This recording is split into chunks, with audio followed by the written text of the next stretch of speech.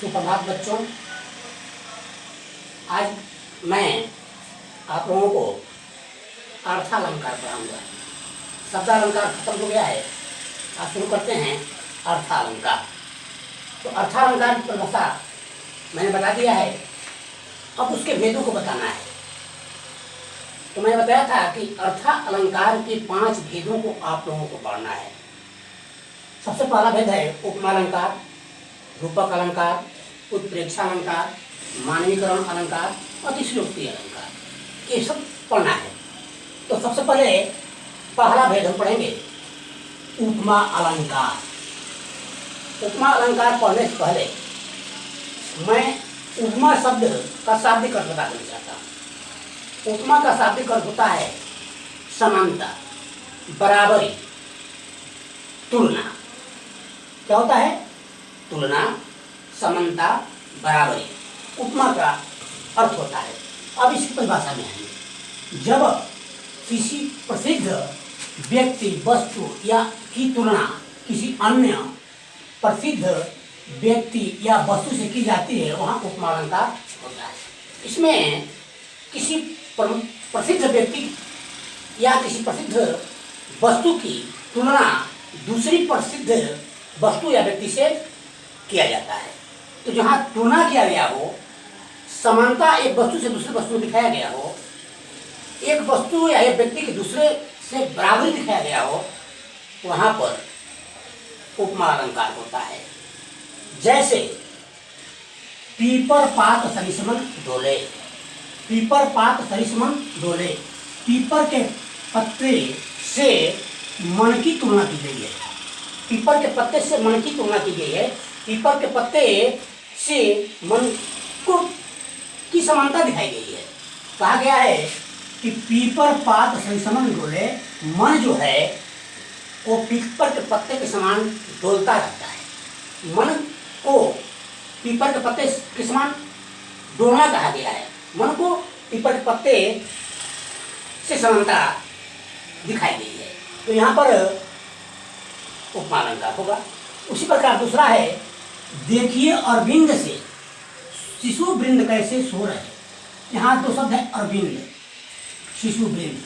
शिशु वृंद माने बच्चों को, अरविंद मतलब कमल के फूल से तुलना किया गया है। बच्चों की समानता कमल से की गई है, बच्चों की तुलना कमल से की गई है। कह रहा है कवि कि देखिए बच्चे जो हैं कैसे कमल के फूलों की तरह सो रहे हुए हैं, कैसे सो रहे हैं। तो यहाँ पर बच्चों की तुलना कमल के फूल से किया गया है। उसकी समानता, बच्चों की समानता कमल से के फूल से दिखाया गया है, इसलिए यहाँ पर उपमा अलंकार होगा। अब हम आगे बढ़ते हैं। उपमा अलंकार के 4 अंग होते हैं। उपमा अलंकार के 4 अंग होते हैं। कौन कौन से हैं? उपमेय, उपमान, साधारण धर्म, वाचक शब्द। ये 4 हैं। उसमें 4 उसके अंग होते हैं। तो इसको हम समझ लेंगे। उपमेय, उपमेय का अर्थ होता है जिसकी तुलना की जाती है। जैसे मान लीजिए जिसकी तुलना की जाती है, जैसे मान लीजिए कि यहाँ पीपर पात सरिसमन डोले, इसमें किसकी तुलना की गई है? मन की तुलना की गई है। मन की तुलना की गई है। इसमें मन की तुलना पीपर के पत्ते से की गई है। तो मन जो है वो उपमेय है। उसी प्रकार देखिए अरविंद से शिशु वृंद कैसे सो रहे हैं, इसमें जो है शिशु वृंद की तुलना अरविंद से की गई है। तो यहाँ पर शिशु वृंद जो है वो क्या होगा? उपमेय होगा। अर्थात जिस वस्तु या व्यक्ति की तुलना की जाती है उसे उपमेय कहा जाता है। अगला है उपमान। उपमान का अर्थ क्या होगा? उपमान किसे कहेंगे? उपमान का अर्थ होता है जिससे तुलना की जाती है, उससे उपमान किया। किसी वस्तु की तुलना जिस वस्तु से की जाती है, तो जिस वस्तु से तुलना की जाती है उसे उपमान कहते हैं। जैसे कहते हैं चांद सा मुखड़ा, तो चांद से मुखड़े की तुलना की गई है। तो यहाँ चांद जो है उपमान होगा। चांद क्या होगा? उपमान होगा। तो जैसे इसमें पहले पालक में पीपल का पत्ता और अरविंद। बच्चों की तुलना अरविंद से की गई है, मन की तुलना पीपल के पात से की गई है। तो पीपल का पात और पीपल का पात और अरविंद, ये दोनों जो हैं वो उपमान हैं। ध्यान देंगे, जिससे तुलना की जाती है उसे उपमान कहा जाता है। जैसे किसी वस्तु की अगर मेरी तुलना किसी दूसरे से किया जाएगा तो जो दूसरी वस्तु होगी उपमान हो जाएगी। अब है साधारण धर्म। साधारण धर्म क्या है? उपमेय और उपमान में सामान्य गुण या विशेषता दिखाने वाले या प्रकट करने वाले शब्द को साधारण धर्म कहा जाता है। जैसे पीपल का पत्ता क्या है, उसमें कौन सा गुण है? दोनों में, मन और पीपल के पत्ते में डोलने का गुण है। दोनों में क्या कौन सा गुण है? कौन सी विशेषता है कि दोनों डोलते रहते हैं, डोलने का गुण है। तो डोलना जो है उसमें साधारण धर्म हो जाएगा।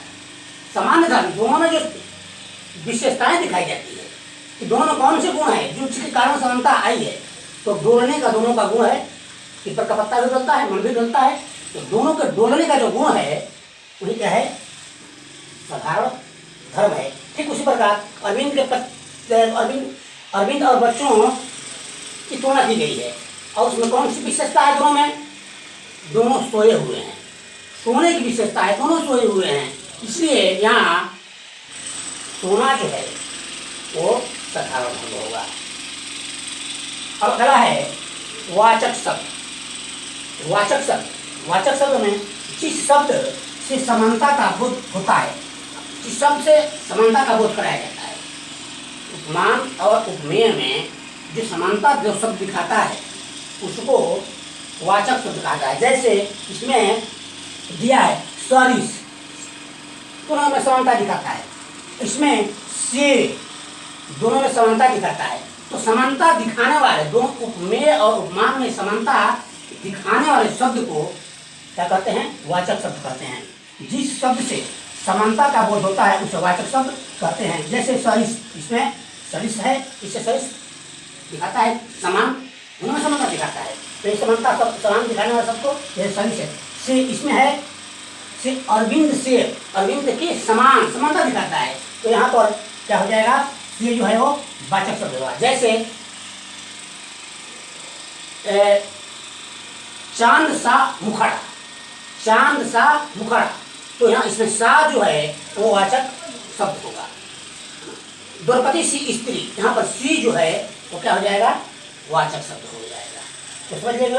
अब क्या है, कभी कभी घबरा जाते हैं, पहचान में नहीं आता है, तो इसके पहचानने के भी नियम है। अगर मान लीजिए कि कोई काव्य की पंक्ति हो, कोई कविता की लाइन है, परीक्षा में आ गई, तो पंक्तियां पहचानने के लिए कौन सा अलंकार है, तो कैसे पहचानेंगे? तो उसके पहचानने का नियम क्या है कि जिस पंक्ति में यदि सी, सा, से, सम, सरिस, जैसे, समान, ये शब्द जब आए तो सीधे समझ लेना चाहिए कि ये जो है उपमान अलंकार। इसके अपवाद हैं, लेकिन सामान्यतः अधिकतर इन्हीं शब्दों से उपमा अलंकार को पहचाना जाता है। तो पहचान क्या है इसका कि जिस काव्य पंक्ति में, जिस कविता की पंक्ति में सा, सी, से, सम, सरिस जैसे शब्द, जैसे, समान, ये सब जब आए तो समझ लेना चाहिए कि ये क्या है? उपमा अलंकार है। अब अगले दिन मैं पढ़ाऊंगा आप लोगों को रूपक अलंकार। आज बस इतना।